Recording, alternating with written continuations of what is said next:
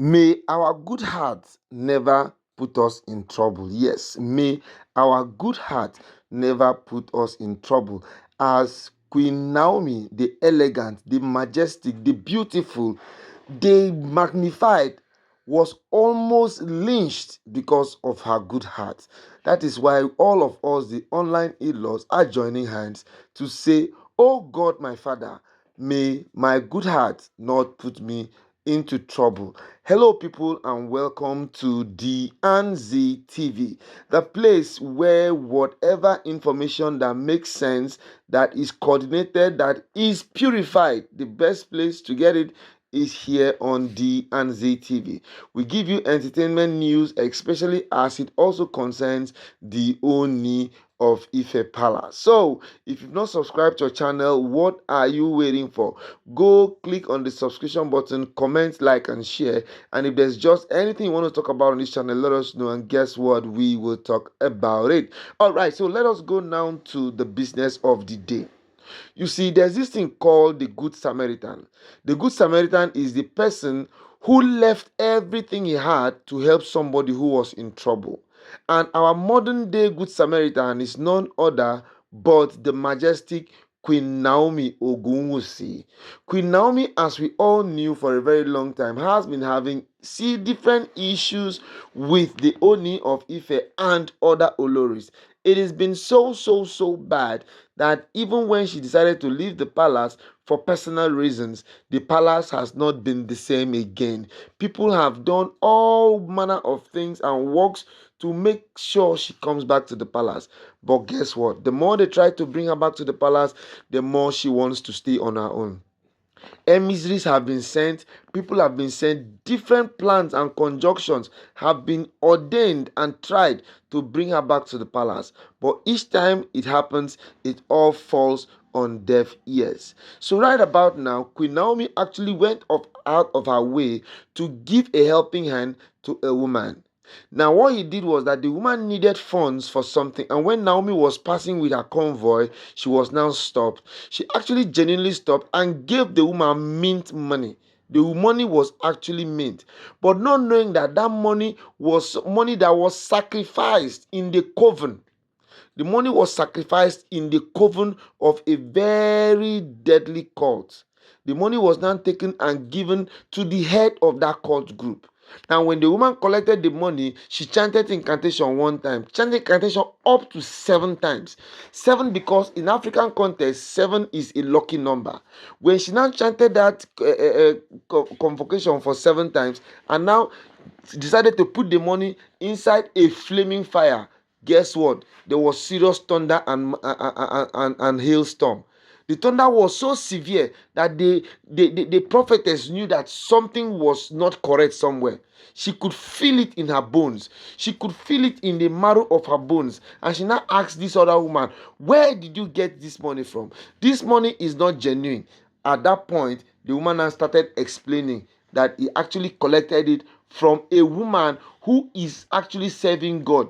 This actually pissed the prophetess so much and now said, "No, that person you collected this money from is a no-go area, is a danger zone, is a something that they call okunerere. When you touch it one time, you collect 7 times."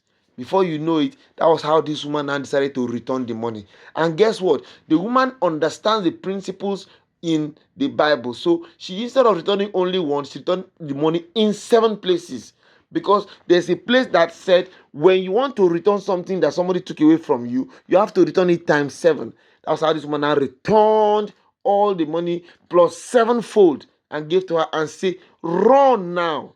Go and look for this woman and return back this to her. Tell her it was a mistake from the pit of hell."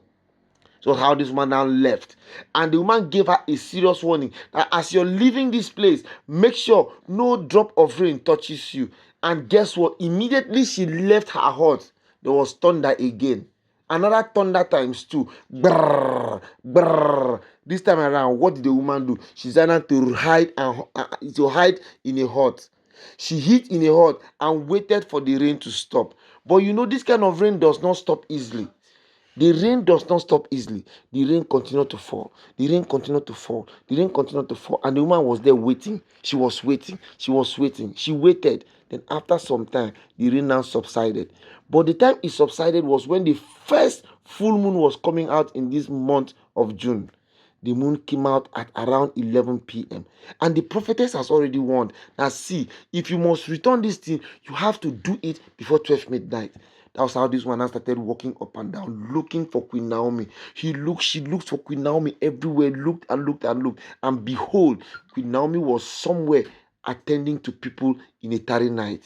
She now went straight and prostrated and started begging that, please, oh Queen Naomi, my queen, please, I am sorry that what I did is actually not supposed to be like that. That it was meant for someone else. But guess what? I mistakenly now approached you. Please pray for me. My people, do you know that was how Naomi now changed her tarry night to now started deliverance for this woman?